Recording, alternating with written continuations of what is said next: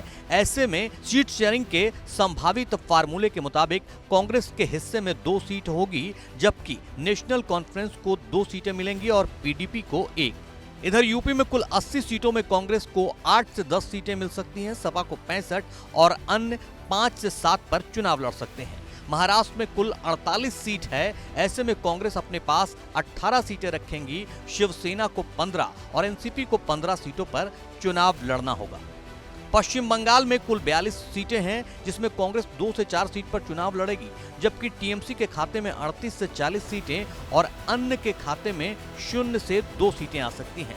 बिहार की कुल 40 सीटों में कांग्रेस के हिस्से में 4 सीटें, लेफ्ट 2 सीटों पर चुनाव लड़ सकती है, आरजेडी 17 और जेडीयू 17 सीटों पर। दिल्ली में कुल 7 सीटें हैं, कांग्रेस के खाते में 3 सीटें और आप के खाते में 4 सीटें आएंगी। तमिलनाडु में कुल 39 सीट पर कांग्रेस 9 सीटों पर चुनाव लड़ेगी, डीएमके 24, लेफ्ट 4 और अन्य 2 सीट पर।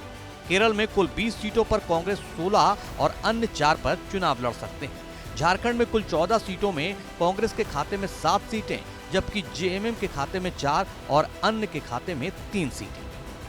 हमने जो आंकड़े आपको बताए हैं वो सिर्फ संभावित हैं, जिसका खुलासा तब होगा जब कांग्रेस के राष्ट्रीय अध्यक्ष मल्लिकार्जुन खड़गे को सीट शेयरिंग से जुड़ी रिपोर्ट सौंपी जाएगी। इसलिए अब इंडिया गठबंधन के नेताओं की निगाहें इसी रिपोर्ट पर टिकी हैं। यही वो रिपोर्ट होगी जो तय करेगी इंडिया गठबंधन का सियासी भविष्य क्या होगा।